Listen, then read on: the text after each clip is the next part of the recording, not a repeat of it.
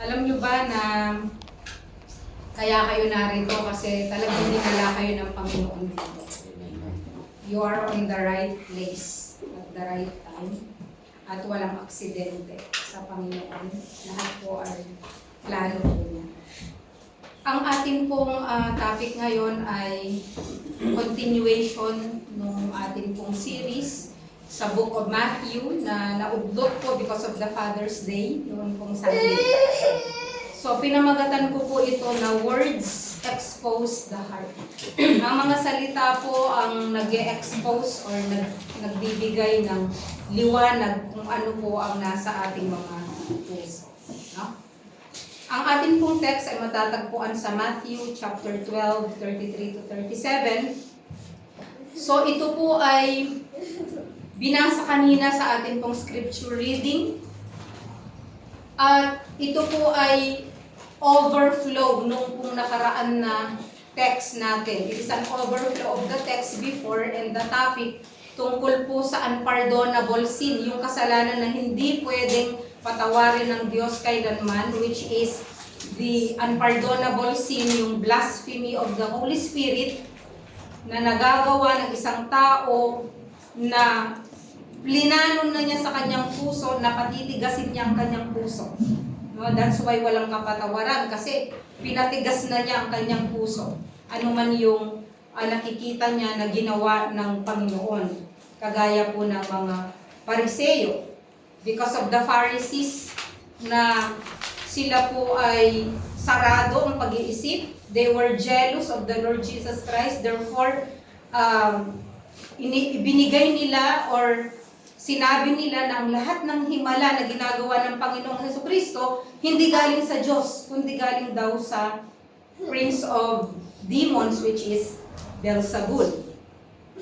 So ngayon, sa verses 33 to 37, ang sabi dito, either assume or make the tree to be good as well as its fruit good, or assume the tree to be bad as well as its fruit bad.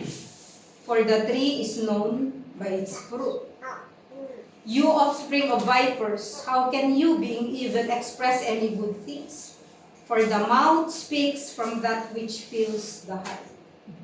The good person brings out of his good treasure good things, and the evil person brings out of his evil treasure evil things. But I tell you that for every careless word that people speak, they will give an account of it on the day of judgment. For by the words you will be justified, and by your words you will be condemned. So meron po akong 3 points po dito, pero ito pong una ay kinuha ko po sa huli. Okay? Iba po tayo ngayon. Usually, ang first point ko po ay kinukuha ko po sa mga unang verses. Pero ang first point ko po ngayon ay kinuha ko po sa huli dahil gusto ko po magkaroon muna po tayo ng clear understanding kung ano po ang sinasabi dito sa last verses dahil baka maapektuhan po yung atin pong pangunawa sa mga una pong mga talata. No? So ang una ko pong point is justification by faith or by words. Kasi po, ang sabi sa verses 36 to 37, ay ang sabi dito sa, 36 to 37, but I tell you that for every careless word that people speak, they will give an account of it on the day of judgment. Sa bawat salita na bibigkasin po natin, haharap po tayo sa Panginoon sa araw po ng paghuhukom. At ang sabi sa verse 37, for by your words, you will be justified. Sa pamamagitan daw ng iyong mga salita, ikaw ay mapapawalang sala, and by your words, you will be condemned. At sa pamamagitan din po ng ating mga salita, tayo po ay mako-condemn. No? Ibig sabihin, tayo po ay mahahatulan papunta po sa impyerno. Ngayon, kung titignan po natin itong verses 36 to 37 natin, na nabasa natin, parang iisipin po natin na yung words pala natin, yun ang pwedeng mag-justify sa atin or magligtas sa atin. Ito rin ang pwedeng condemn sa atin. Baka mamaya kasi isipin po natin na ganun. That by your words or by your works.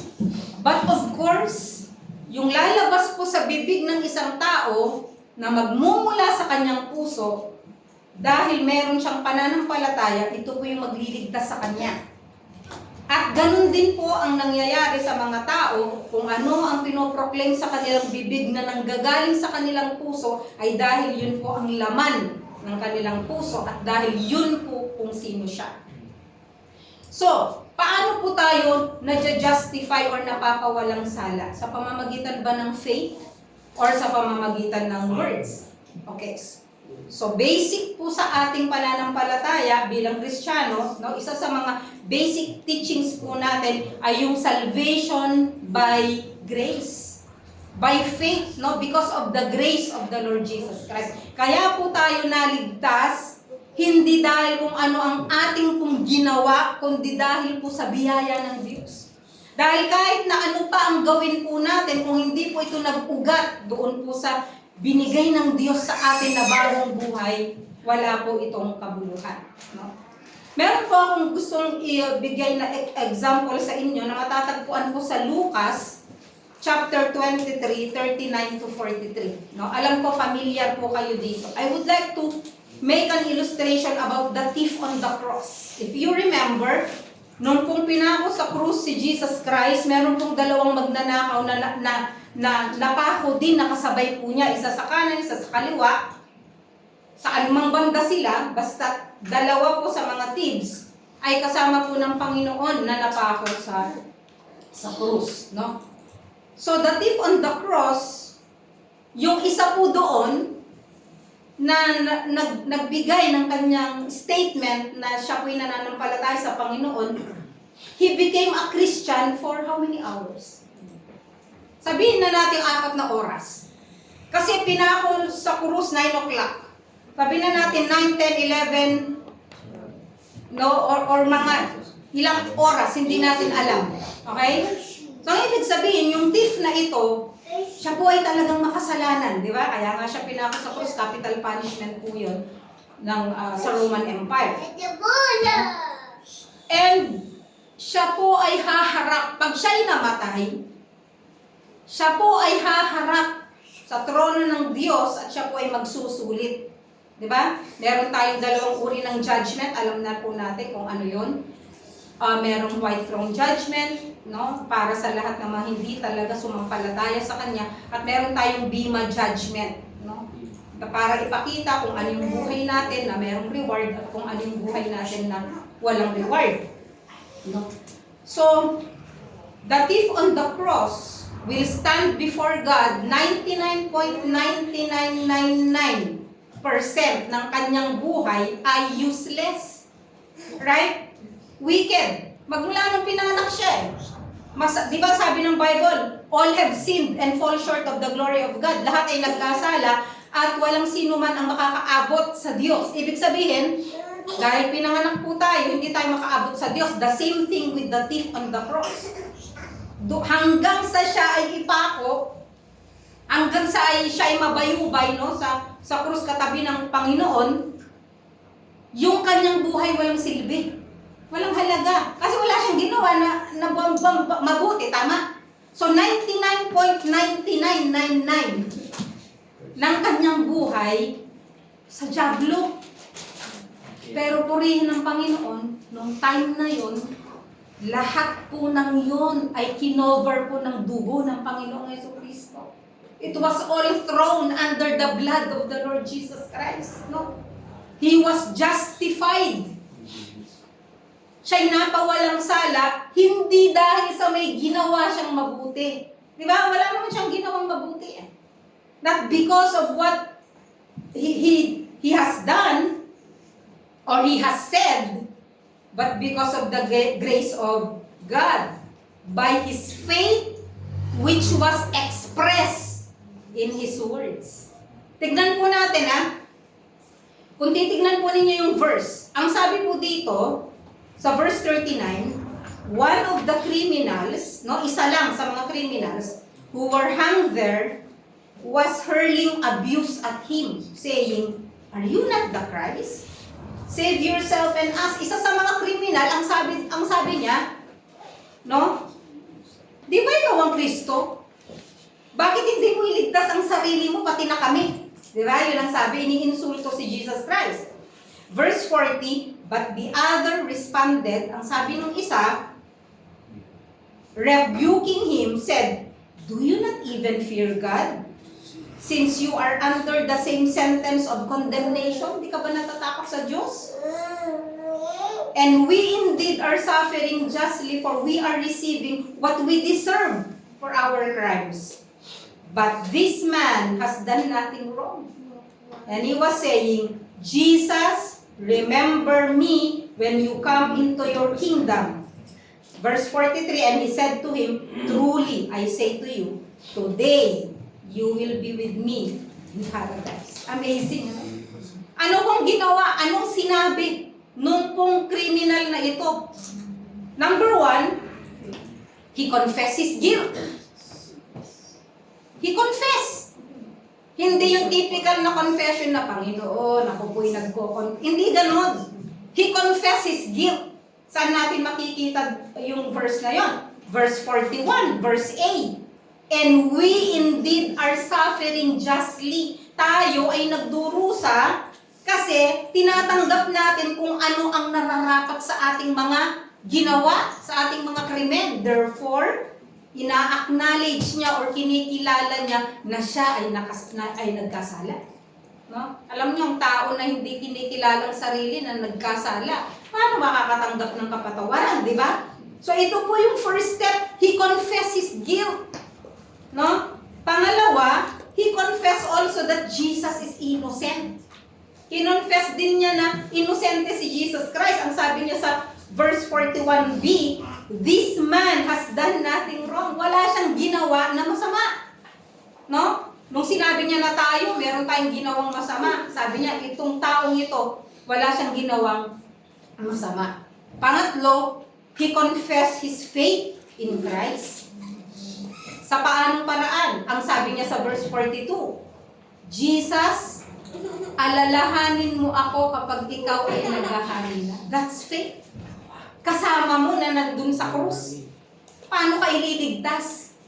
Nakapako si Jesus sa... Alam nyo, tayo kasi nagbabasa lang tayo ng Biblia. Pero kung nandun ka sa actual situation, will you put your faith on the same person na kasama mo na nakapako rin sa krus? That's faith. Faith yung sinabi niya na, alalahanin mo ako pag ikaw ay naghahari na. So, ibig sabihin na nanampalataya siya na si Jesus Christ ay tunay nga na anak ng Diyos. Diba? Bakit mo bibigay ang iyong pagtitiwala sa isang tao kung tao lang siya? Diba? Sabi nga ng Jeremiah, curse is the man who puts his trust in man. Diba? Sumpain ka kung ang pagtitiwala mo sa tao. Ngayon, kung naniniwala ka kay Kristo bilang tao, sumpain ka. Na bakit? Iisip mo tao lang, paano ka ililigtas? Pero tayo, naniniwala tayo na si Jesus Christ ay nagkatawang tao, pero siya po ay Diyos. So, yung statements po niya na yon during that time, nagpakita kung anong laman ng kanyang puso. Nanampalataya ba siya agad sa Panginoon? Hindi. Anong sabi ni Matthew? Matthew chapter 27, verse 44. Anong sabi dito? Before the thief died, no? Kinonfess niya yung faith niya kay Jesus Christ. Nung una, hindi eh. Anong sabi ng verse 44? And the rebels who had been crucified with him were also insulting him in the same way. Meaning, siguro nung alas 9 yun, or nung umpisa, kasama po itong thief na ito. He was also insulting the Lord Jesus Christ. But there was a change in his heart. Doon sa mga natitira na mga oras ng kanyang buhay na nandun siya, nagkaroon po ng pagbabago. Nagkaroon ng conviction sa kanyang puso. Hindi ko alam kung ano. Pero siguro nakita po niya, no? Nag-speak sa kanya ang Panginoon, nagkaroon siya ng conviction na ito ay anak ng Diyos, ito ay Diyos. No? So he passed the judgment. Di ba? Pumasa siya dun sa judgment. Not because he has done anything, but because there is evidence. There is evidence of his faith in Jesus Christ. Paano mo nakita yung ebidensya? Sa pamamagitan ng words na binitiwan niya, na nanggaling po sa kanyang puso. Therefore, this thief was justified. No? Kaya pwede kang kaya nga sabi ng Romans chapter 10, di ba? If you confess Jesus is Lord and believe in your heart that He rose from the dead, you will be saved. Ang linaw. Now, hindi lahat ng nagpipray ng ganun, saved. Kapag langgaling lang iyon sa iyong puso. Diba? Kapag nanggaling sa iyong puso. Kasi kung minsan, magpray tayo para maligtas ka. Sino ba naman ang ayaw na maligtas, di ba? Pero pagkatapos mong nagpray, balik ka na naman sa dati mong buhay. Di ba? Sa palagay mo, may totoong salvation? Oo, nagkakasala po tayo paminsan-minsan. Iba yung pagkakadapa, iba yung parang baboy na bumabalik ka talaga kung saan ka naglulugdog. Diba? So, point number 2. Verses 33 to 34. Point number 2, what do our words reveal about our hearts? What do our words reveal about our hearts? Meron lang po akong naalala or gustong ilagay sa illustration, no, na dun po sa reading natin sa Judges chapter 12 verses 5 to 6. Naalala nyo po yung about the Gileadites and Ephraimites, yung pinabigkas yung word na Shibboleth. Okay? So sabi sa verse 5, basahin ko yung verse 5 to 6. And the Gileadites took control of the crossing places of the Jordan opposite Ephraim. Kasi nanalo sila, no, under Jephthah. If you remember the judge Jephthah. And it happened, whenever any of the survivors of Ephraim said, let me cross over. Yung survivor ng Ephraim, gustong tumawid, sasabihin niya, patawid. No? That the men of Gilead would say to him, are you an Ephraimite? Sasabihin niya, no. Then they would say to him, just say Shibboleth. And di nila mabigkas. Ang bigkas nila, but he said Shibboleth. Wala yung H. For he was not prepared to pronounce it correctly. No? Then they seized him and slaughtered him at the crossing places of the Jordan. So at the time, 42,000 from Ephraim fell. Imagine mo, sa isang salita, ikamamatay mo. Ephraimite ka ba? No. Bigkasin mo nga yung Shibboleth. Sabi niya, Shibboleth. Parang sa Kapampangan eh. Kahit ang bahay, andun yung bahay ko. Inaalis yung 8, dinadagdagan naman yung hindi dapat, no? Maalaga ang maalaga, sabi, mahalaga, dapat maalaga, no? Yung bahay, ginagawang bahay, no? So, ibig sabihin, nasa kanila na yun eh. No, mahirap na talagang i-change. So, ganito po ang nangyari. So, ang point ko po dito, yung pong speech na ito, no, ng mga yung pong speech or yung pronunciation did not make them Ephraimites, but it proved that they were Ephraimites. No? Ibig sabihin, isang proof na Ephraimite sila, yung hindi nila mabigkas yung Shibboleth. No? Parang ganito lang yan eh. Halimbawa, merong nag-uusap na Kapampangan at saka Ilocano. Diba? Ang tigas magtagalog nung isa, yung isa naman nawawala yung H. Doon pa lang malalaman mo na saan siyang lugar. Taga-saan ka? Taga Manila ako. No? Pero kapag nagsalita, mukhang di ka naman taga Manila eh. Bakit? Madlaw ba? Madlaw ba? Sabi niya. Nahalata ko ba? No? So, ibig sabihin, mahahalata through the accent. Kahit po tayo, di ba, meron tayong mga sariling accents. Alam mo kapag yung nag-i-English, Italiano. Alam mo din kung Pilipino. Alam mo din kung British. No? Alam mo din kung American. Alam mo din kung wala lang. No? So our accents prove that we belong to a certain region or to a certain country. Alam nyo ba, meron po tayong heavenly accents na kaya po lumalabas sa bibig po natin ang mga bagay-bagay na makadiyos. It's because our Father, no, is God. Ibig sabihin, pwede kang mag-pretend for a while ng mga makadiyos na salita. But it will show out. It will show. Pwede kang magpanggap, di ba? Pero lalabas at lalabas kung ano ka talaga. No? Parang ganito, pwede kang magpanggap na Kristiyano. Kasi alam mo yung language, quote-unquote. Naalala nyo po yung illustration ko dati na yung dual citizen? Dual citizen ka, meron kang passport, pagpasok sa Pilipinas, pagpasok mo sa Pilipinas, nakakapagparla ka ng Tagalog. Ngayon, pag papasok ka naman ng Italia, nakakapagparla ka naman ng Italian. Citizen ka naman ng Italian. Pero sa langit, walang dual citizenship. Either langit ka, either yung passport mo palangit, o yung passport mo pag-impyerno. No? At kahit na nag-dual citizen ka pa, or kahit na nag-apply ka pa ng citizenship, yung kulay mo, yung itsura mo, yung ilong mo, yung pinanggalingan mo, yung ancestors mo, Pilipino ka pa din. Di ba?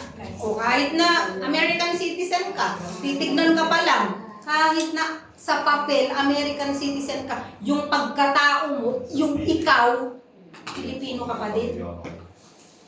Kung ikaw ay tunay na Kristiyano, bali-baligtaran ka man ng mundo, no?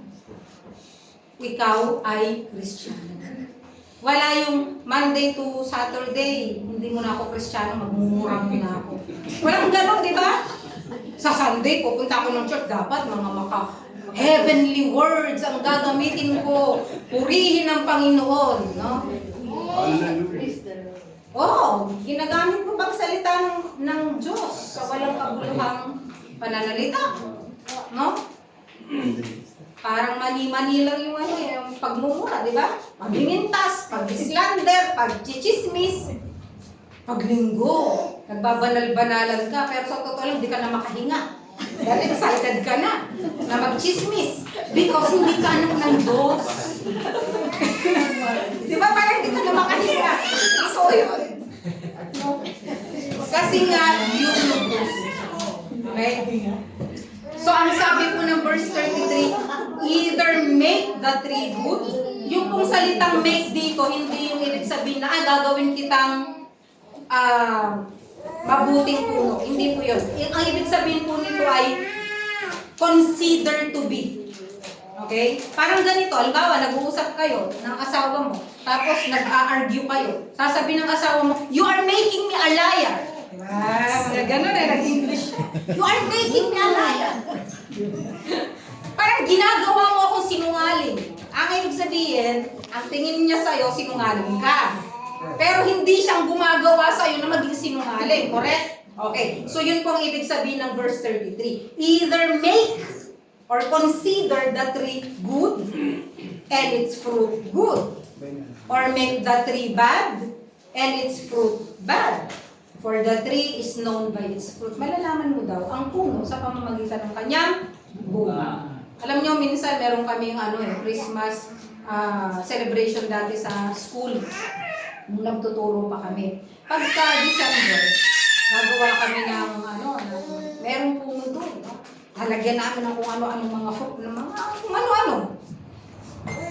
Yun ang hirap talaga sa Christmas tree Kung ano-ano ang nilalagay mong bunga. Hindi maintindihan kung ano ba siyang puno. Di ba? Kung pine tree, dapat pine lang nang lalagay mo eh. Kung ano-ano, may mansanas, may mga kung ano-anong bunga, prutas, na sinasabi tayo sa puno. No? Ganun ang ginagawa natin. Pero sa totoo lang, ang isang puno, isa lang ang uri ng bunga. Christmas tree lang po yung iba-iba.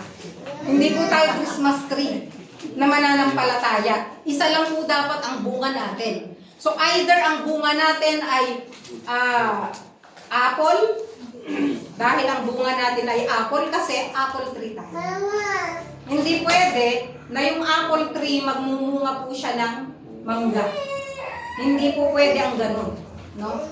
So ang Panginoon, although nire-refer niya po dito yung sarili niya na either you make me a tree, kasi nga di ba ang sabi, lahat daw ng good works niya ay galing daw sa kapangyarihan ng diablo.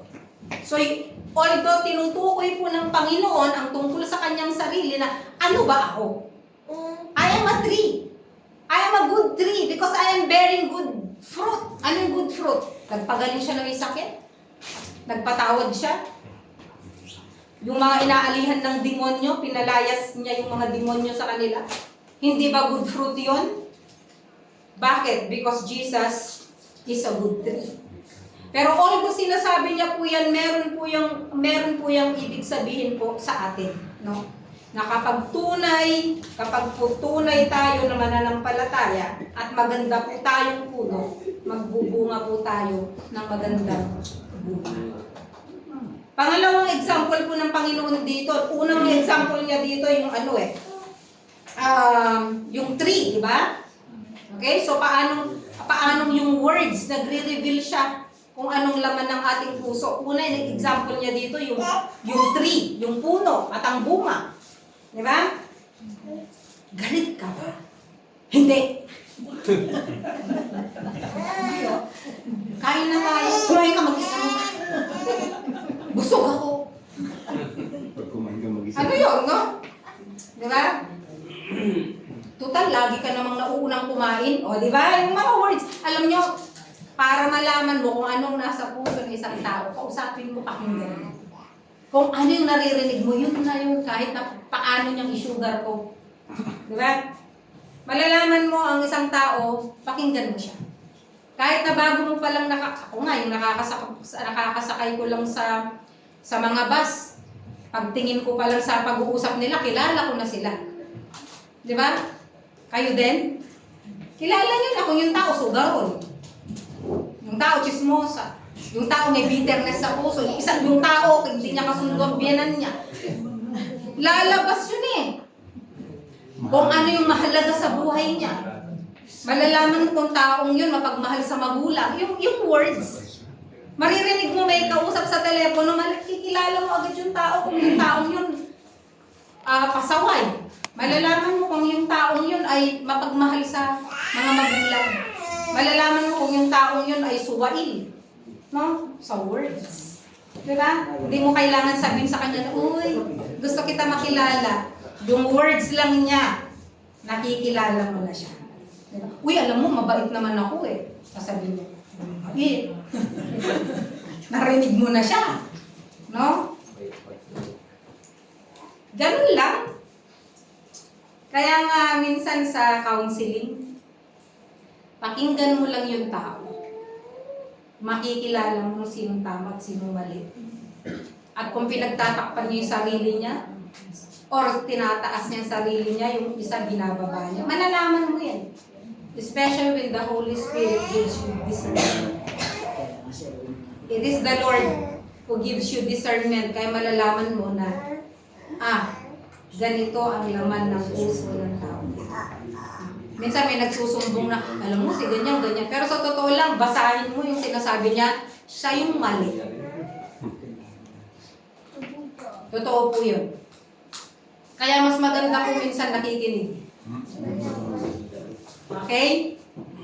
So, ang isang example dito sa verse 34, no, sabi ni Jesus Christ, you offspring of vipers, you brood of vipers. Alam niyo yung brood of vipers? Alam niyo ba ibig sabihin ng brood? Isang grupo. It is a group of young children, isang group ng mga baby na hayop. That's a brood. Ang sabi ng Panginoon sa mga Fariseo, sa mga religious leaders, kayong mga brood of vipers. How can you, paano na kayo na masasama ay makakapag-express o makakapagsalita ng mga mabubuting bagay? No? For the mouth speaks from that which fills the heart. And then sabi sa verse 35, the good person brings out of his good treasure, kanina tree, ngayon treasure, good things. And the evil person brings out of his evil treasure, evil things. No?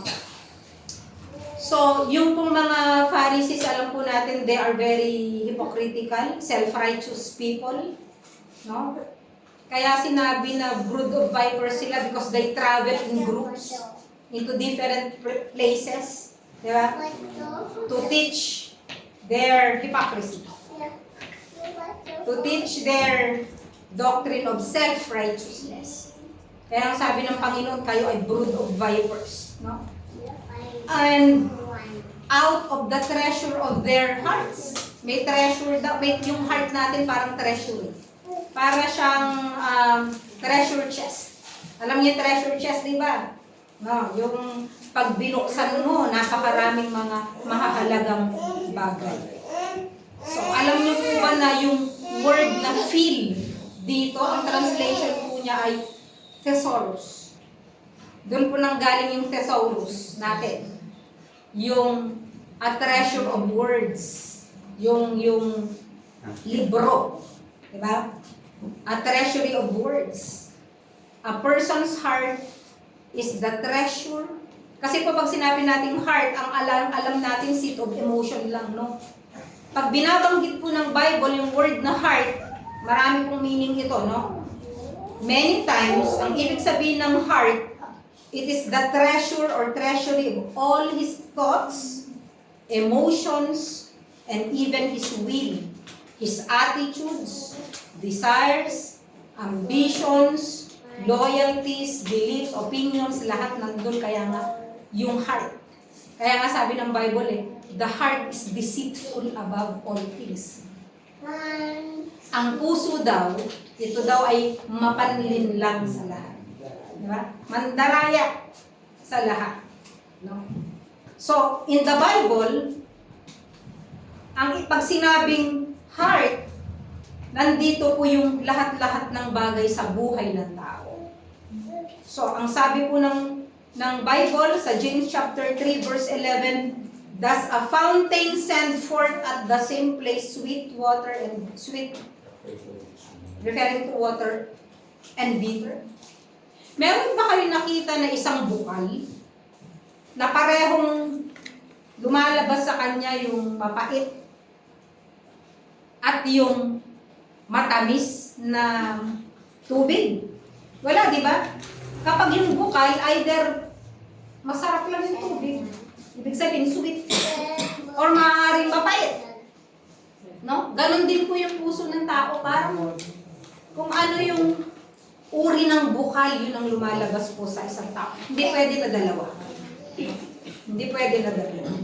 Our heart is the soil for our speech. Kumbaga po sa lupa, ang pinakalupa po ay yung ating puso. Ito po yung soil na kung saan magiging sanhi kung bakit ikaw ay magpo-produce ng mga bunga mula sa tree. Kaya sabi sa Proverbs 4:23, no? Watch over your heart or guard your heart. For from it, sabi niya, flows the springs of life. No, guard your heart. Bantayan po natin yung ating mga puso kasi mula sa ating mga puso, dun lumalabas ang lahat ng bagay sa atin. So every word reflects our spiritual condition. No? Bawat word nagpapakita kung tayo ay ligtas o hindi.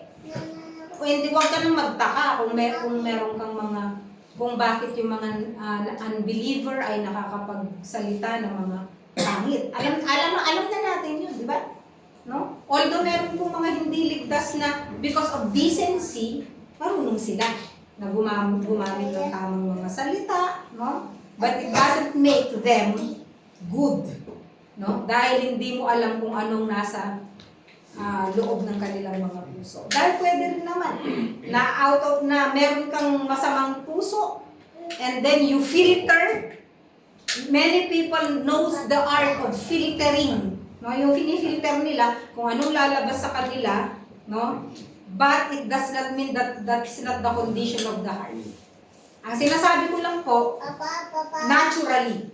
Alam mo yung naturally, yung walang yung alam niyo kapag halimbawa pumunta kayo sa isang madilim na lugar na kunyari marumi, basement. Buksan mo yung ilaw.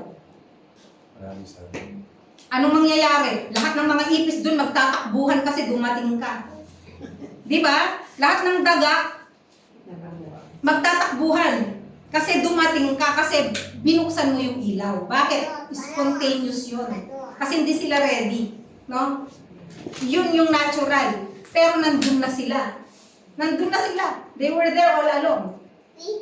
Pero, kapag bago ka pumasok sa kwartong yon at bago mo buksan, nagparamdam ka na ikaw ay darating, they have time to prepare na pagdating mo wala na sila. Ang spontaneous na sagot ng isang tao sa isang sitwasyon magpapakita kung sino ka. Okay? I made this illustration na ilang beses, yung, alam niyo yung tubig. Maghawak ka ng tubig. No? Yung tubig na yan. Nilagyan mo ng mineral water na malinis. Biglang tumatakbo si Noah. Nabangga ka. Okay? Hindi niya sinasadya, nabangga ka. Pero iniingatan mo, hawak mo yung tubig. Ano pong lalabas dun sa baso?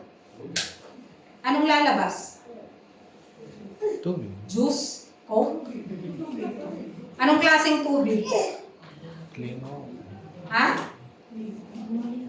Papay. Yung nilagay na tubig, malinis. Mineral water. Okay? Nabangga ka eh. So, nung nabangga ka, ang lumabas, malinis na tubig. No. Bakit? Kasi yun ang laman ng baso. Now, kapag halimbawa, ang hawak mong baso, ang laman niya ay yung maruming tubig. Pag binangga ka, anong lalabas? Maruming tubig. Maruming tubig. Bakit? Kasi ang laman ng baso ay marumi. Ganun po mga kapatid. Kapag ang ating mga puso ay malinis, banggain man tayo ng iba't ibang mga tao dyan, hindi lalabas ang maruming tubig. Ang lalabas po ay malinis na tubig. Ibig sabihin, hindi yung, oy, mag-ready ka kasi meron akong sasabing masasakit na word sa'yo. Walang ganun, di ba? Oo, sige, magre-ready ako. Hindi ako magagalit. Hindi ganun. Yung hindi mo inaasahan, nasaktan ka dahil merong sinabi na hindi mo kayang tanggapin. Yun ang biglaan. Yun yung nabangga.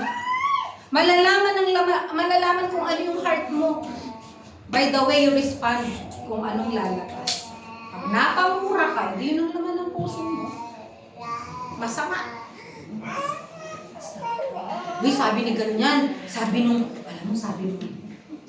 kapitbahay mo, ganito. Ay, siya nga dyan, ganito, ganyan siya. Nag-react ka ng ganon. Ano ka ngayon? Anong klaseng tubig ang lumakas? Diba? Pero kapag may nagsabi, alam mo, sabi ni ganyan. Pinag-pray mo na lang, inayaan mo na lang, alam na ng Lord. Yun yung mabuting tubig. Yun yung malinis na tubig. Okay? So, yun po yung doon po natin malalaman yung spiritual condition po natin. Every word reflects our spiritual condition. Trees are recognized by their fruit, and our spiritual condition is recognized by our fruits also. Simply put, bad soil produces bad fruit. And a sinful heart produces sinful speech.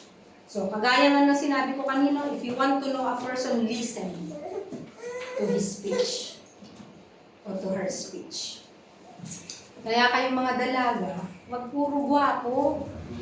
Pakinggan nyo rin kung anong sinasabi niya. Yung words pag sinabi niya, ay, mayabang ito.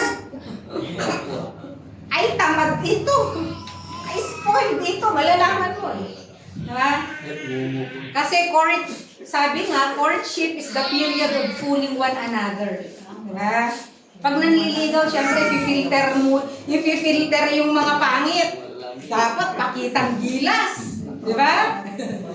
Pag kinasal na kayo, ayun na yung realidad. Kinabukasan, divorce. Kaya nga, kami na may mga asawa na purihin ng Panginoon, lalo na kung nakakilala sa Panginoon. Because it's only by the grace of the Lord that we can keep marriages together. Kaya kung mananampalataya kayo at tinatry ng dyablo na sirain, huwag kayong pumayag. Ipaglaban nyo ang marriage nyo. Ipaglaban nyo yung pagsasama nyo dahil yan ay banal sa harapan ng Diyos. Huwag kayong papayag na ang dyablo sisirain yung pagsasama ninyo. Sayang. Ano yung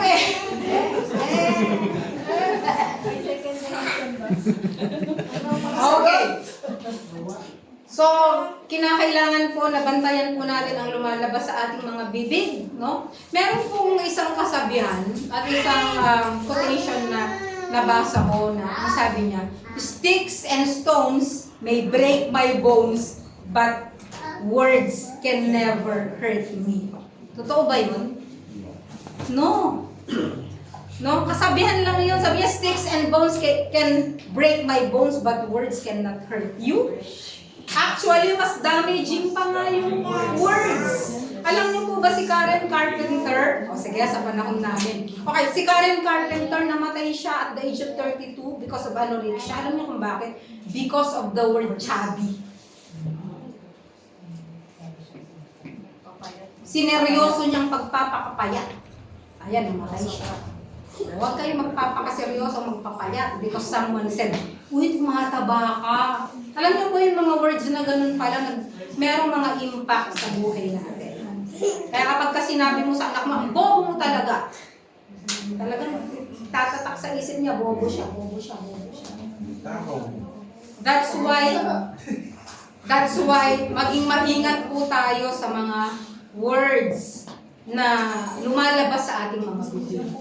Now, kung tayo po ay nakarinig or nakaranas ng mga words na ganon, let go. Let go. Forgive. Kristiyano tayo eh. Gusto mo ba singilin ka din ng Panginoon sa lahat ng mga words na binanggit mo? Laban sa Kanya at laban sa ibang tao. So when somebody's told yung mga nakakasakit na salita sa atin, let go and let God. Hayaan po natin ang Panginoon sa mga bagay na yan. But lagi po nating tandaan na kailangan po nating bantayan ang ating pong mga salita. Guard our hearts from hatred, vulgarity, pride, falsehood, and careless speech. Yung mga sinasabi mo na, nagbibiro lang ako, pero actually, yung birong yun, kuminsan, totoo yun. No? Totoo yun. Kaya pong sabi ng Ephesians 4:29, let no unwholesome words proceed out of your mouth, but only such a word that is good for edification, according to the need of the moment, that it may give grace to those who hear. No? Yung tao, down na nga, dinown mo pa. Diba?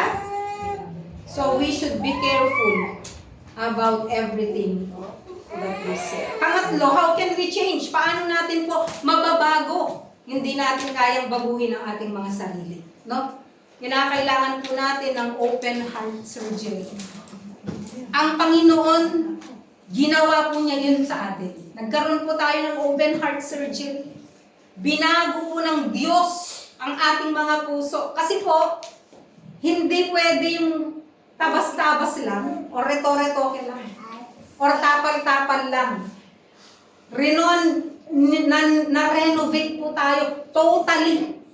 Binago po tayo ng Diyos, binigyan niya po tayo ng bagong puso. Noon pong tayo ay sumurrender sa Kanya.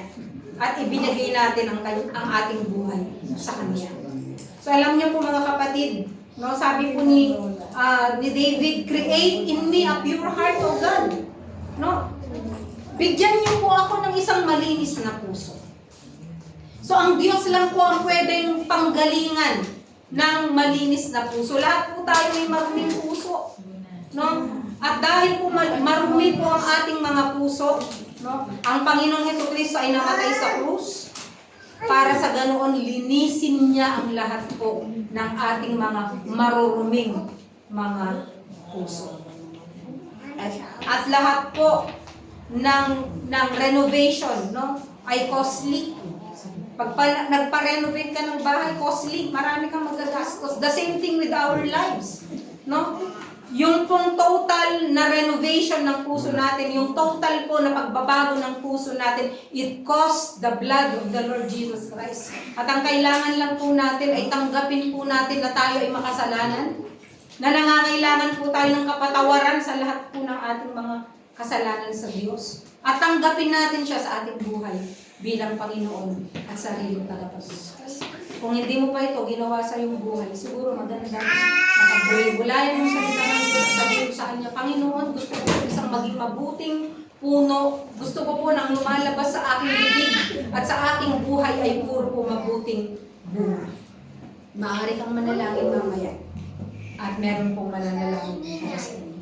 At para po sa ating mga mananampalataya, sa oras na ito, kinakailangan po bilang mga anak ng Diyos, tayo po ay dapat na maging maingat sa lahat po ng lumalabas sa atin. Tayo po ay manalangin.